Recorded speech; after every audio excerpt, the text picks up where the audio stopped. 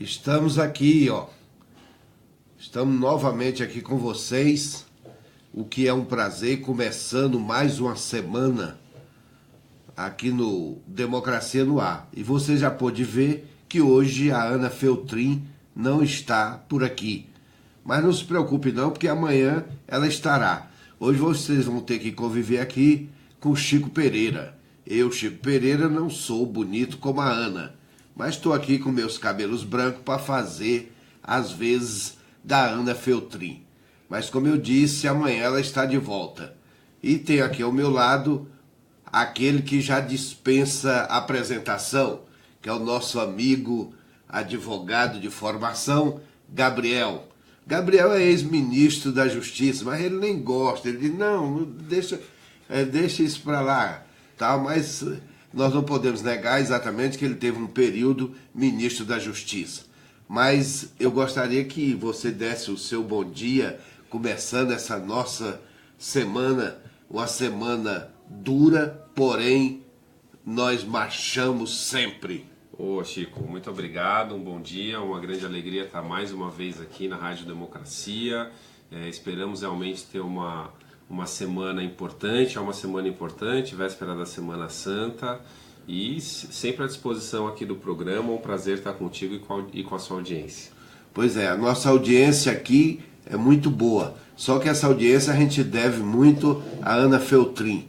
E a propósito da audiência, eu quero começar por cima, começar bem, muito bem, obrigado, trazendo algumas imagens, né, coloridas, bonitas, do Rio Grande do Sul, em que pese a alguns momentos de má educação de uma parte daqueles que foram um pouco antipáticos, né, nessa caravana, na recepção da caravana no Rio Grande do Sul. Mas foi uma parcela tão ínfima, que não nos pesa, entendeu? Porque o Rio Grande do Sul, no todo, entendeu? A caravana do Sul está sendo um sucesso. E hoje inclusive, nós vamos para o Paraná, né? O Luiz Inácio Lula da Silva percorreu lá, foi carregado nos braços, foi acompanhado até o hotel, entende? Foi uma coisa muito bonita, entende? Então, vocês aí que não tiveram a devida educação democrática, né? Porque na democracia você pode sim ser oposição.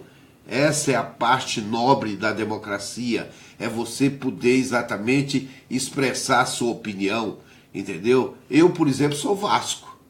Entendeu? Se você é Flamengo, Fluminense, ontem mesmo o Fluminense foi campeão, né, em cima do Botafogo. Botafogo esse que venceu o meu Vasco, entendeu? E nem por isso eu fui jogar pedra no Botafogo, nem jogar pedra no Fluminense, entende? Isso é um princípio democrático, entendeu? O princípio democrático é esse, né, Gabriel? Com certeza, a democracia exige esse convívio com a livre circulação de ideias, com um debate que nos ajuda a amadurecer do ponto de vista da formação de sociedade, né, dos conceitos em relação aos quais nós queremos pautar o nosso futuro.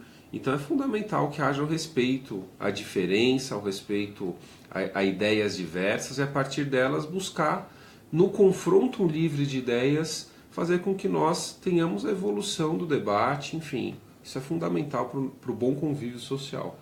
E na democracia, se você tem que jogar algo em alguém, que jogue flores, né? Não é isso?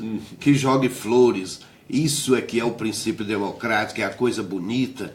Quer dizer, o que seria do azul se não tivesse o vermelho, o que seria do branco se não tivesse o preto, e por aí vai. Entende? Então, isso é que é o princípio democrático. Entende? Então, a gente...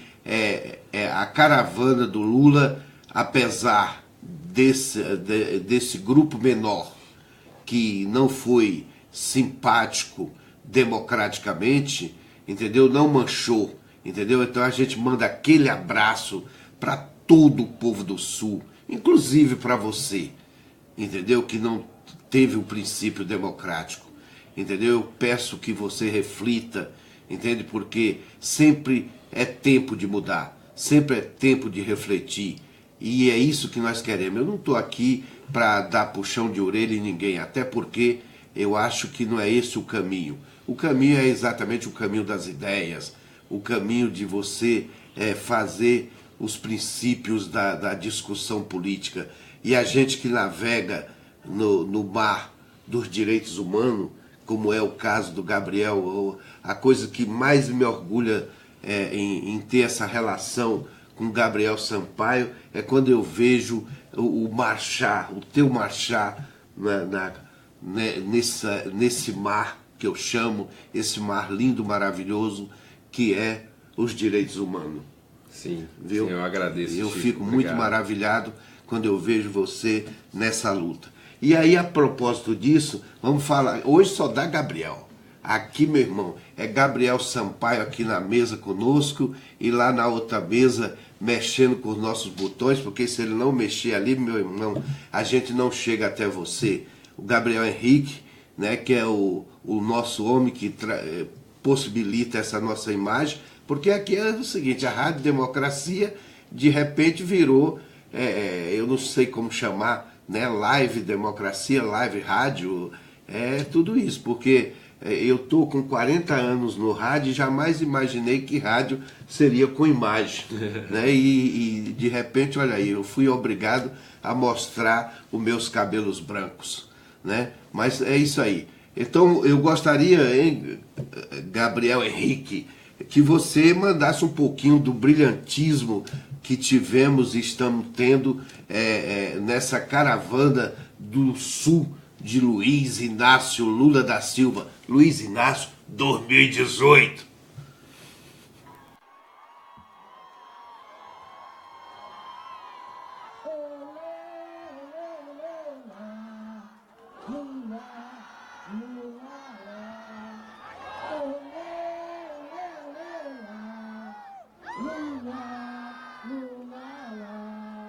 Parece o que fala direito no pescoço. Bate Lula! Olê, olê, olê, olá. Lula, Lula, lá. Olê, olê, olá.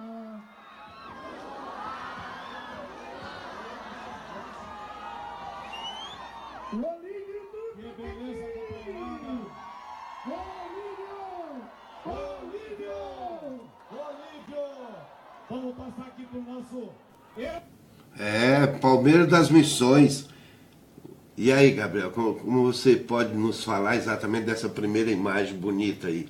Não, muito bonita a imagem, acho que isso reforça o quanto se cresce nesse espírito democrático, né, nessa construção do diálogo por um projeto de país. Acho que isso é algo que deve ser ressaltado na importância das caravanas, né, essa forma de construir um projeto que tem como base o debate amplo com a sociedade, né, em que o presidente Lula, depois de tantos anos de história junto ao povo brasileiro, ainda tem essa energia e essa disposição de, em diferentes pontos do Brasil, buscar a riqueza da construção do seu projeto de governo, a sua proposta de governo, do seu projeto de país. Eu acho que isso é fundamental de ser ressaltado e é por isso que nós devemos, de forma muito, muito clara, apontar o quanto é negativo termos tentativas de reação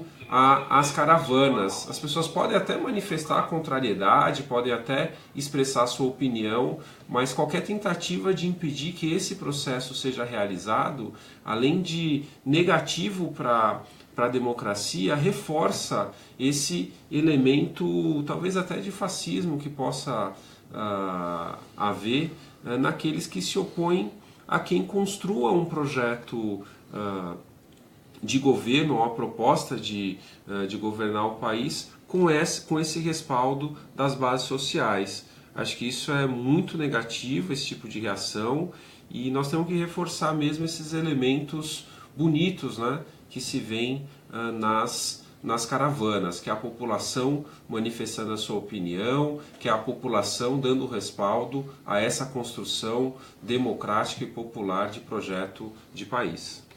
Pois é, e eu gostaria, hein, Gabriel Henrique, tem mais, Ronda Alta, dá um pouquinho aí de Ronda Alta para a gente ver também.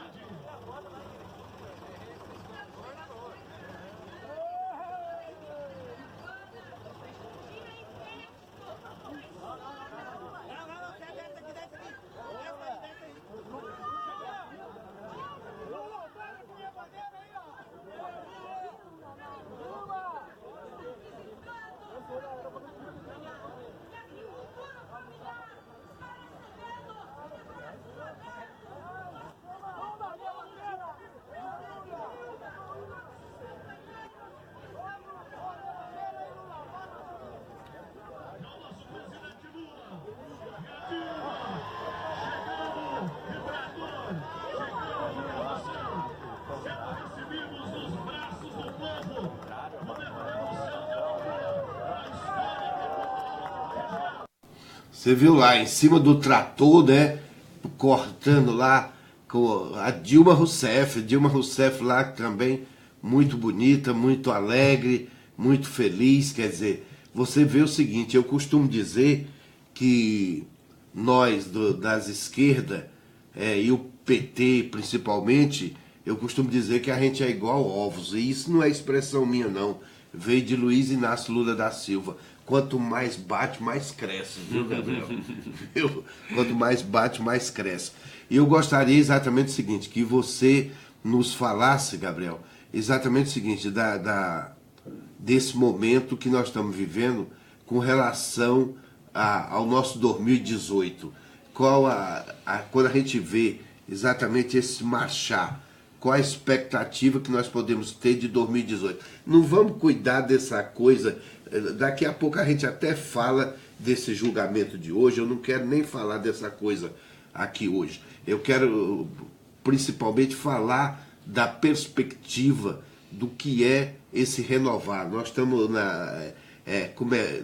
saindo da quaresma e estamos entrando pela Semana Santa. Eu sou católico, apostólico romano, entendeu? E abraço todas as crenças, graças a Deus. E é assim que é a democracia, é assim que nós dos direitos humanos navegamos. Quantas vezes eu tenho visto você em mesa exatamente onde nós abraçamos todas as crenças, né? Nós temos aqui, por exemplo, deputados do Partido dos Trabalhadores, que são inclusive sacerdotes, né? Padres, né, como é o Luiz Couto, como é o Padre João, entendeu? Quantas vezes a gente vê o Luiz Couto, por exemplo, que foi presidente da Comissão de Direitos Humanos, quantas vezes a gente já viu ele presidindo sessões, audiências públicas, né, abraçando todas as religiões. Nós temos aqui, inclusive, o CONIC, né, que é o conselho que abraça várias crenças, né, no mesmo convívio. E aí eu queria falar exatamente isso, do nosso otimismo na relação política 2018. Claro, acho que é um ano fundamental para a nossa democracia, um ano chave para a nossa democracia. Nós, infelizmente, tivemos... No ano retrasado, ano de 2016, a marcha de um golpe de Estado, né? Nós que pudemos trabalhar junto à defesa da presidenta Dilma, tivemos a oportunidade, a tentativa de evitar que esse golpe se concretizasse, mas ele infelizmente se concretizou. Teve como consequência a escalada de uma agenda que se opunha aos interesses da população expressados nas eleições de 2014, onde foi amplamente onde foram amplamente debatidas as propostas de projeto para o país.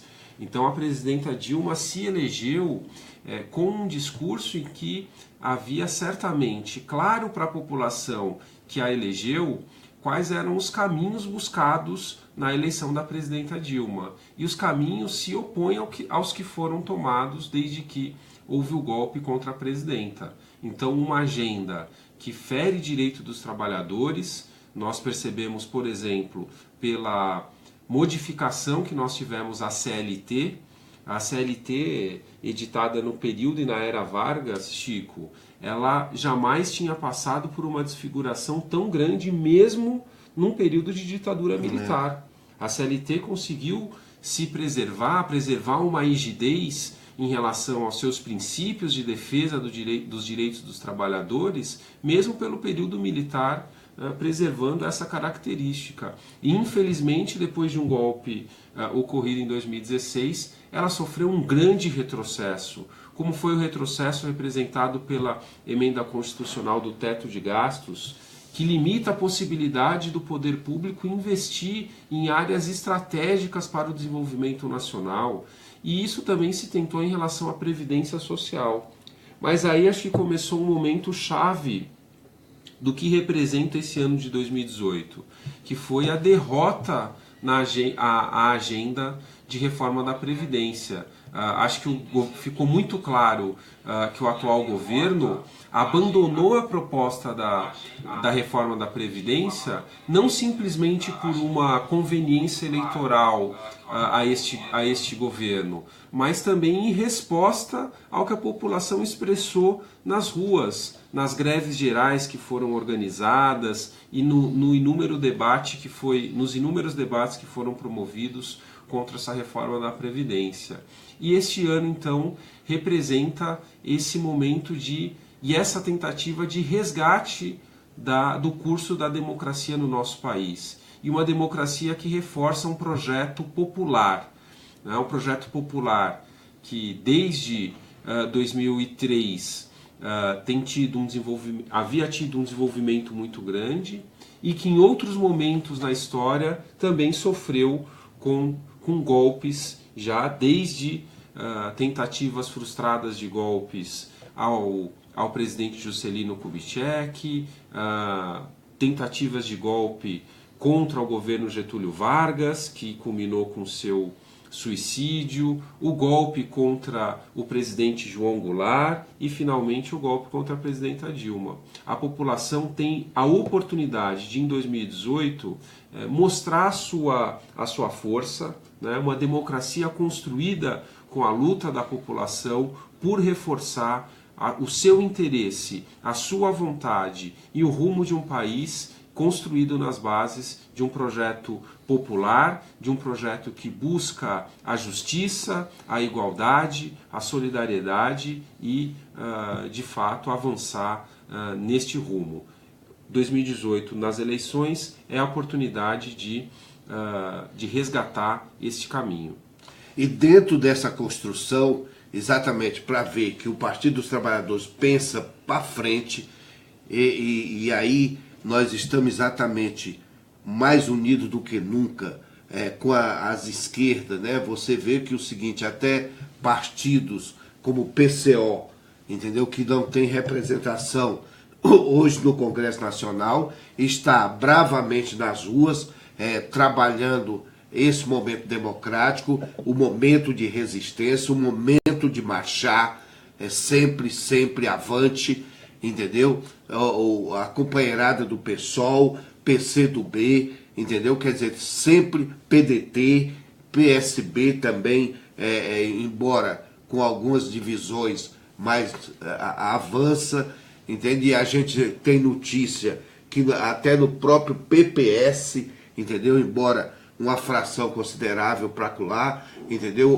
O PMDB do golpista aí, que tem o golpista, infelizmente, né? Mas nós temos parte boa dentro dessa marcha, entendeu? Não podemos negar isso, porque a democracia nos possibilita isso, e você participou, inclusive, recentemente, dentro dessa perspectiva, que é a construção de um programa de governo, porque se faz política é dentro de programa, não é uma coisa, porque as pessoas veem Lula, Lula, Lula, Lula, mas o Lula se constrói, ele ao mesmo tempo dessa imagem espetacular, lindíssima, entendeu? Da importância do seu próprio carisma, entendeu? Mas ele não está com os pés em cima de areia, entendeu? Mas sim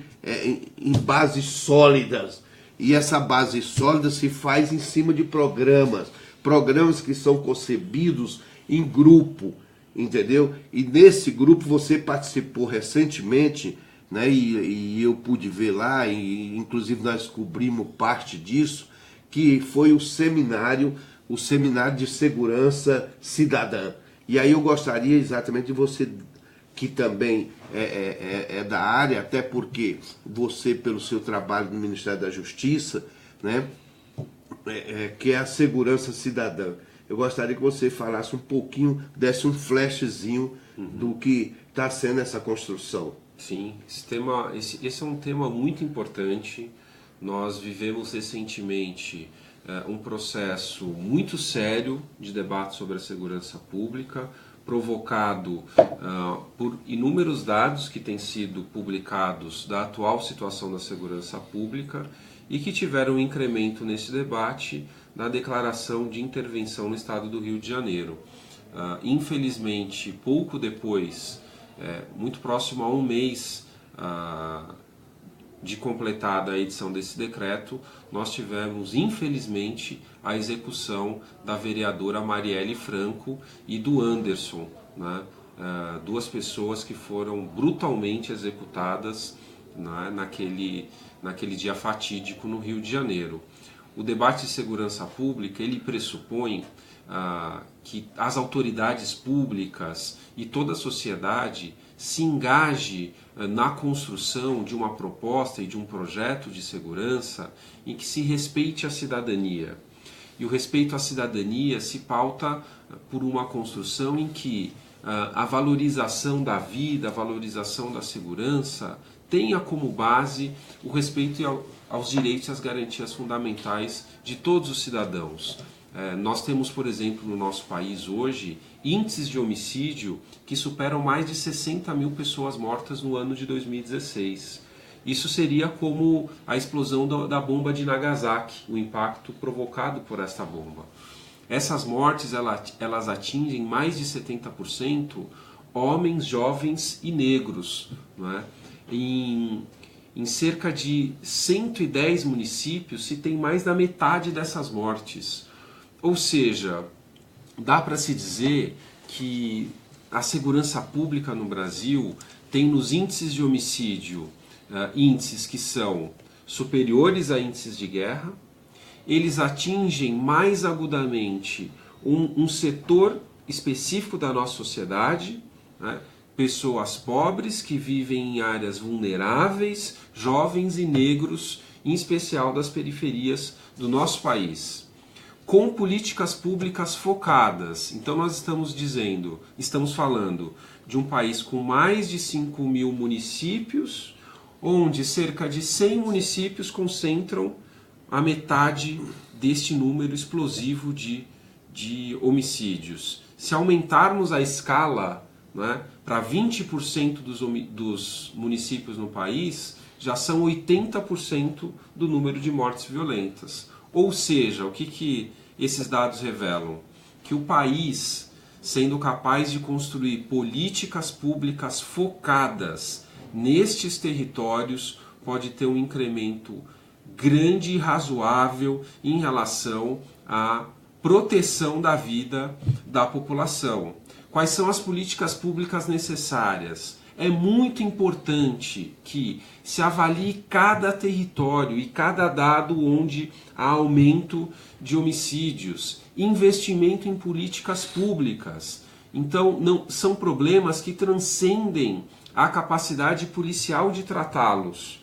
Então, muitas vezes se acha que há um problema no número de homicídios, investe-se exclusivamente no aumento da polícia e se resolve esse problema. Infelizmente não é isso para muitos daqueles que acham não é que só assim, construir mais e mais presídios, né? pelo contrário, acho que há que haver a convergência de políticas públicas. É importante o trabalho preventivo e ostensivo das polícias, tanto quanto é importante o trabalho de políticas que possam atuar nesses territórios. O que falta nesses territórios para que haja a presença do Estado, para que haja a possibilidade de o Estado disputar com a sociedade, ou disputar com a criminalidade, a consciência dos jovens que praticam atos ilícitos. Né? Como é que a economia consegue absorver mão de obra de modo a não permitir que ela seja assediada pela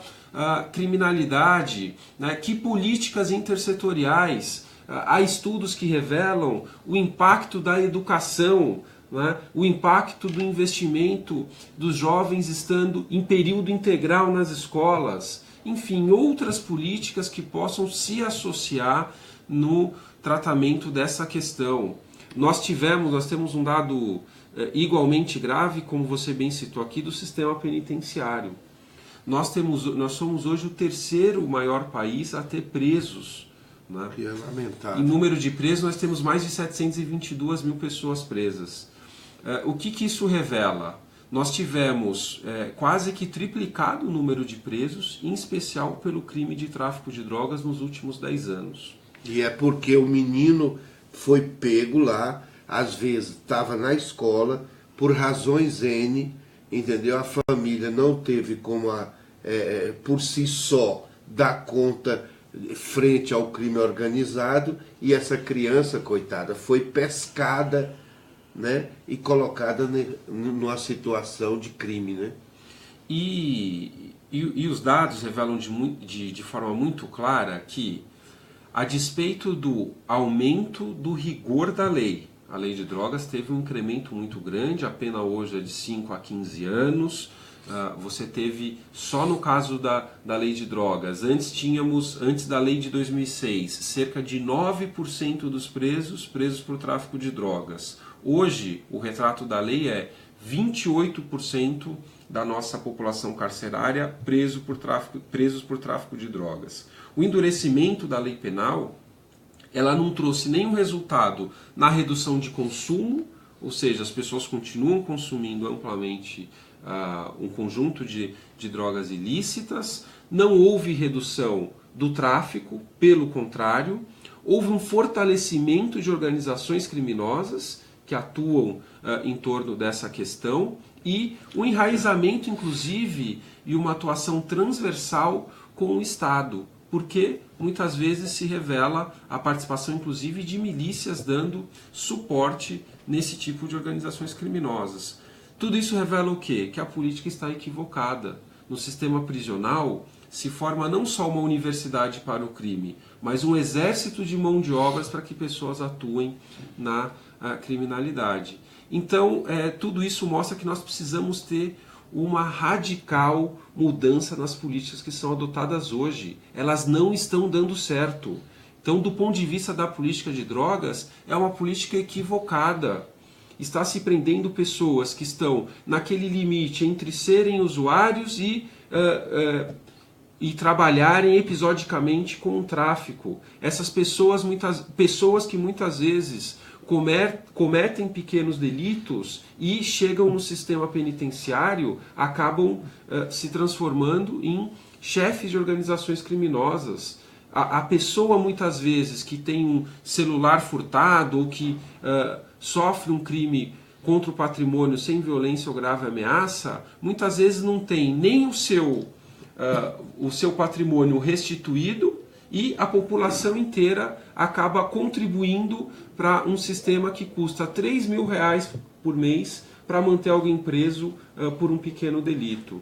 Então, se não rediscutirmos essa política, nós não vamos ter avanços consideráveis, seja na política de segurança pública, seja no sistema penitenciário. E há caminhos para isso. Investimento na segurança pública com políticas focalizadas, com políticas transversais que envolvam diversas áreas, não só a área da segurança, mas as áreas sociais, cultura, educação e do ponto de vista do sistema penitenciário.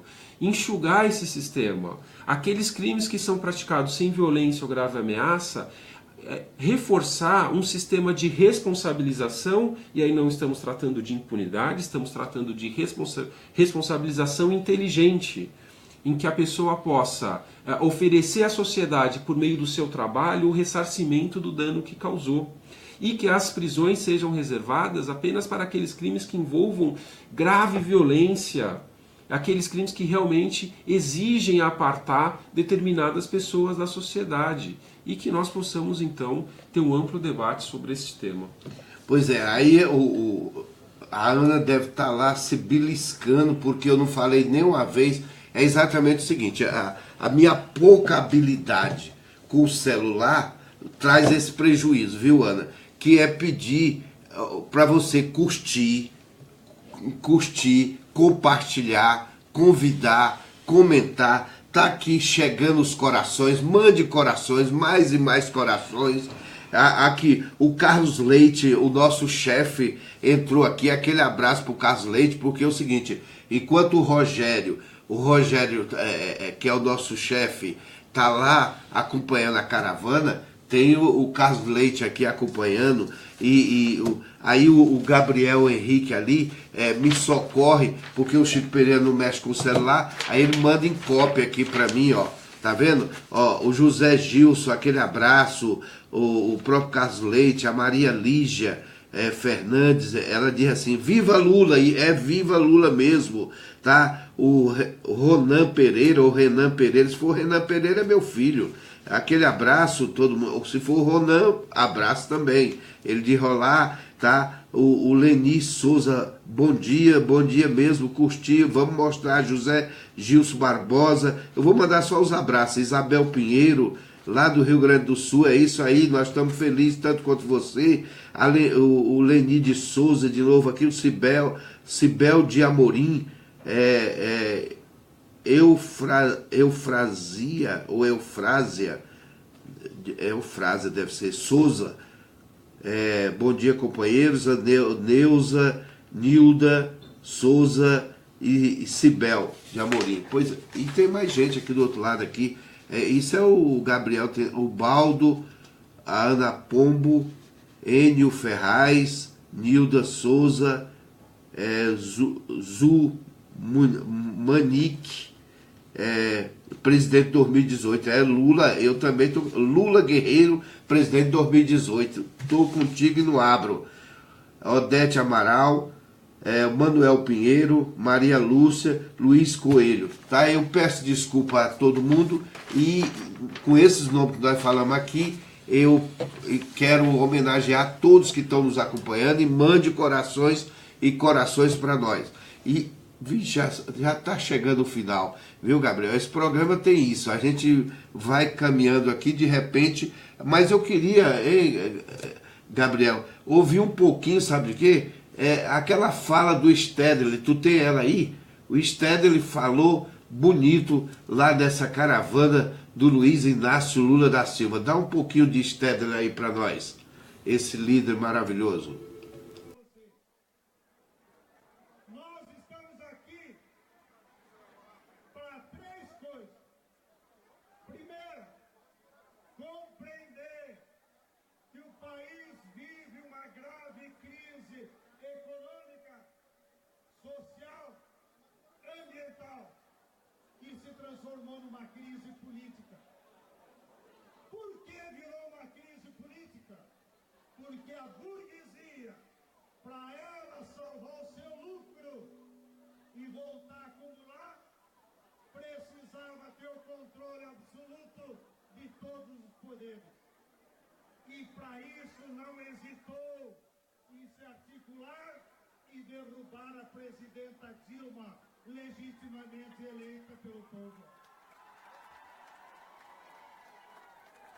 Derrubar, aplicar um plano que joga toda a crise sobre a classe trabalhadora, com o desemprego, com o assalto ao dinheiro público e com a entrega dos nossos recursos naturais, como o pré-sal e a água. E o que aconteceu? A crise piorou. Piorou na economia, piorou na desigualdade social, e nós chegamos agora ao absurdo de que os 6 homens mais ricos do Brasil ganham mais do que 108 milhões de trabalhadores brasileiros. Nós não podemos... Pois é, tá vendo aí? É Pedro Stedley, é da liderança do MST, quer dizer, o movimento rural. E por falar nisso, Gabriel, o Gabriel Henrique, nosso muito obrigado aí por estar colocando os nossos pedidos, né, e comandando os nossos botões, e a imagem aqui também. E Gabriel Sampaio, eu gostaria que você exatamente comentasse para nós, eu não queria falar disso não, mas eu vou, é o jeito, né, é notícia, né, essa coisa que vai acontecer hoje, lá no TRF4, né, que é o julgamento dos recursos do Luiz Inácio Lula da Silva. Eu estou mais de olho no dia 4 aqui no STF, aonde nós estamos exatamente dizendo, fiquemos mobilizados. A palavra de ordem da mobilização é exatamente aí no seu estado, no seu município, né, estejamos mobilizados, estejamos atentos aí na associação de moradores, nos movimentos rurais, nos partidos políticos, aonde puder você esteja exatamente em vigilância. Em vigilância, é a vigilância democrática, enquanto o Supremo Tribunal terá que estar aqui exatamente se debruçando no julgamento da questão dos habeas corpus, né? A questão do habeas corpus não é porque é do Luiz Inácio Lula da Silva, não. É porque, como eu digo, né, e não é só eu que digo, estão simplesmente rasgando a Constituição, não é isso, Gabriel? Sim, nós temos um debate muito importante sendo travado, que é do interesse, sim, do presidente Lula e de todos nós que o apoiamos, mas é interesse de toda a sociedade, porque nós estamos tratando de um dispositivo constitucional que assegura a presunção de inocência. E o que é a presunção de inocência? É o direito que todo cidadão e toda cidadã brasileira tem de ser considerado inocente até que haja a última decisão do Poder Judiciário, até o trânsito em julgado dessa decisão. Isso interessa a todos e todas do nosso país. E é uma garantia da Constituição de 1988, que nasceu de um amplo processo de mobilização popular, de superação de períodos autoritários do nosso país e de internalização de um conjunto de direitos humanos traçados por toda a comunidade internacional ao longo de lutas que transcenderam séculos. Então, a defesa do direito à presunção de inocência, ela é uma defesa que transcende o interesse particular da defesa do presidente Lula e se espalha por toda a sociedade. É um direito que afeta a todos nós. E, por isso, a discussão que está sendo travada hoje no Supremo Tribunal Federal é de suma importância. Há uma tentativa, por meio de ações declaratórias de constitucionalidade propostas e com o amplo respaldo da comunidade jurídica, em que esse tema pretende ser resolvido pelo plenário do Supremo Tribunal Federal de modo a atingir a toda a sociedade. Uma nova interpretação que impeça um retrocesso visto por todos nós da comunidade jurídica, que foi uma mudança de jurisprudência do Supremo Tribunal Federal, em que começou-se a olhar de forma restrita o direito à presunção de inocência, em que bastaria o julgamento de um tribunal, de um colegiado de segunda instância, para que esse direito à presunção de inocência fosse obstaculizado por uma prisão. Então, neste momento, há um amplo debate, há um debate por meio de ações gerais e por meio do habeas corpus proposto pelo presidente Lula, porque, afinal, é uma via legítima de manifestação ou de busca de direitos por parte do presidente e uma via legítima para se buscar a alteração da decisão do Supremo Tribunal Federal sobre essa matéria. A imprensa tem noticiado amplamente uma mudança de opinião por parte de um dos ministros, o ministro Gilmar Mendes, o que alteraria a maioria composta no Supremo Tribunal Federal, agora em favor do princípio da presunção da inocência, da sua interpretação mais ampla e não mais restritiva. E com essa mudança de entendimento do ministro Gilmar Mendes, se teria novamente uma maioria em defesa deste princípio da presunção de inocência. E que, julgado no habeas corpus do presidente Lula, mantida esse histórico de votos dos ministros, nós poderíamos ter sim um respaldo para a liberdade do presidente Lula até o último julgamento do seu último recurso no Supremo Tribunal Federal. Nós tivemos na última sessão um adiamento, a decisão do habeas corpus deve ficar para o dia 4, e enquanto isso hoje, a partir da 1h30 da tarde, o Tribunal Regional Federal da 4ª Região vai discutir a última via recursal apresentada pelo presidente Lula, que são os embargos de declaração propostos contra a decisão que o condenou a pena de 12 anos e 1 mês de prisão. A defesa do presidente Lula apresentou então esse recurso de embargos para que fossem esclarecidas contradições da própria decisão. Este recurso de embargos de declaração visa então um esclarecimento de pontos que estão contraditórios, que são omissos e que, portanto, tornam o acórdão do Tribunal Regional Federal não claro o suficiente para ser aplicado.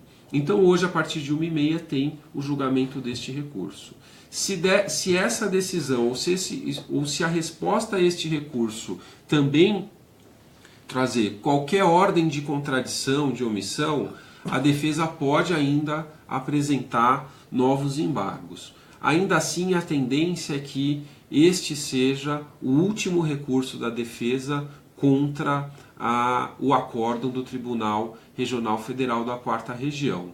Mesmo que, sendo este o último pronunciamento do Tribunal Regional Federal da 4ª Região sobre o caso do presidente Lula, por força da última sessão de julgamento do Supremo Tribunal Federal, não pode ser expedida qualquer ordem de prisão contra o presidente Lula, até que o Supremo Tribunal Federal resolva o habeas corpus do presidente, o que está marcado para o próximo dia 4. É por isso que nós reforçamos a importância de toda a sociedade manter o debate sobre essa discussão.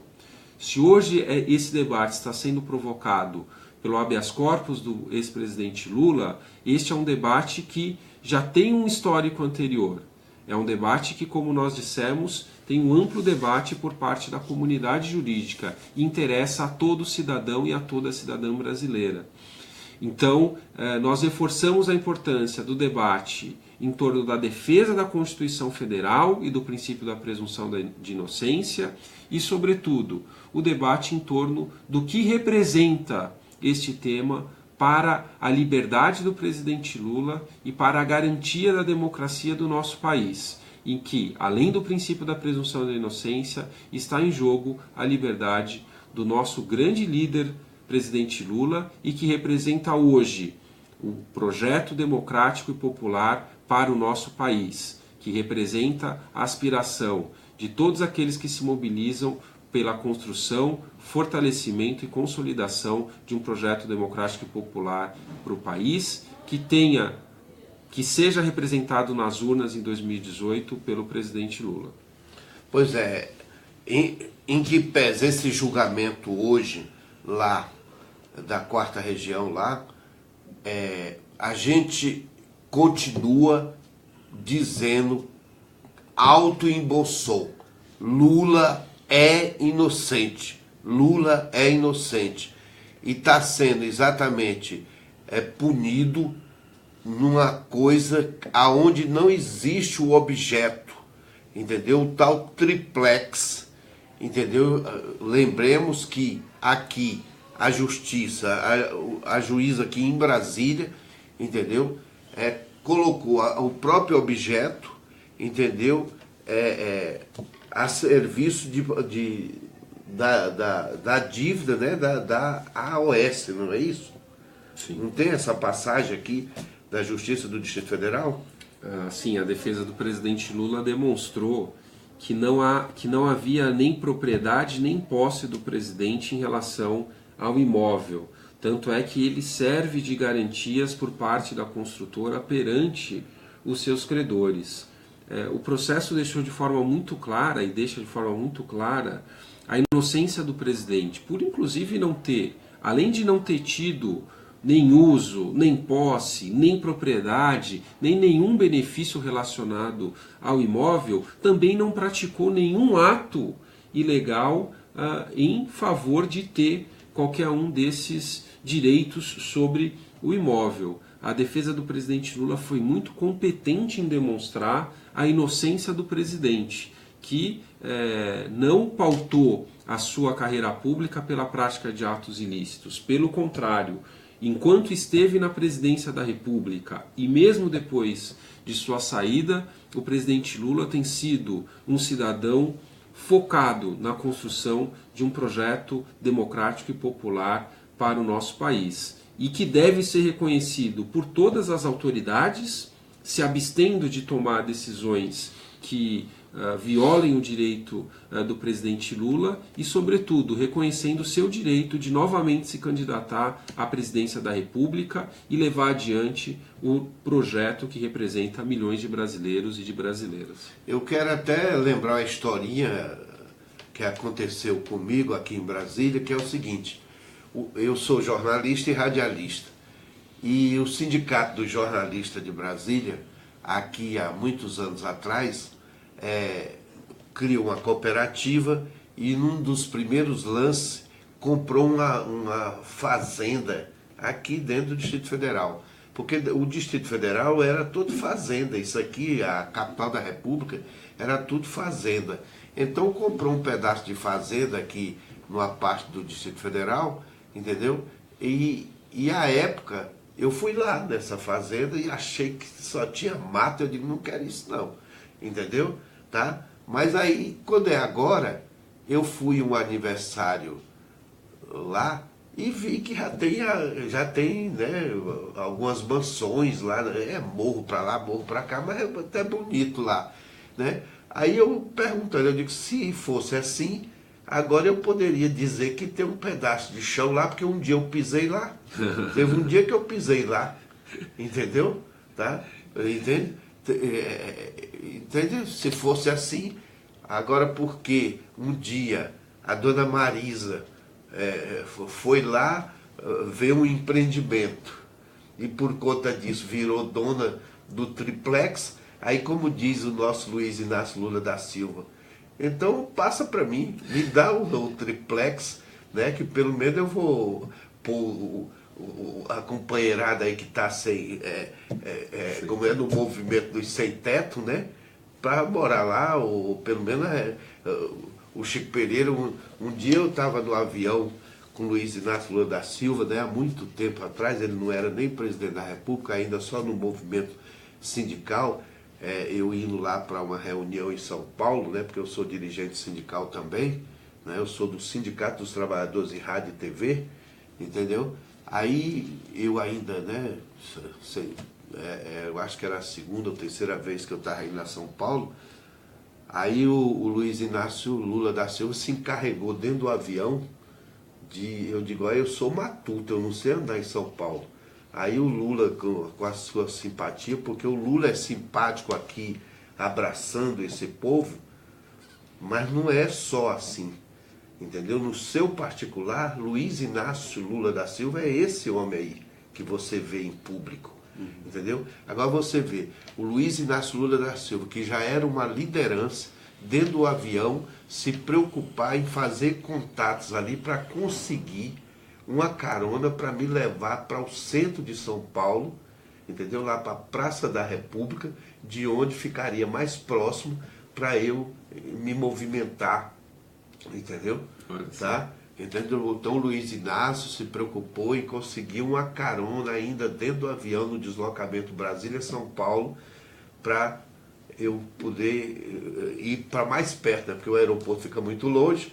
Então Luiz Inácio Lula da Silva, conseguiu uma carona para o Chico Pereira chegar até a Praça da República, entendeu? Então o Luiz Inácio Lula da Silva, ele é bonito, é por isso, entendeu? Ele é bom, é por isso. Quer dizer, o bonito que eu estou dizendo não é bonito só esteticamente, eu estou dizendo é o bonito de coração, entendeu? É essa pessoa que agrada no tratar. E você sabe o seguinte, o povo sabe, o povo sente cheiro, entendeu? De quem verdadeiramente tem o espírito democrático, entendeu? Então não é por pouca coisa que o Luiz Inácio Lula da Silva é essa simpatia. E por falar em Luiz Inácio Lula da Silva, eu quero dizer que na caravana está aqui previsto que às 10 horas ele já está lá em Francisco Beltrão, viu? Hoje ele entra no Paraná,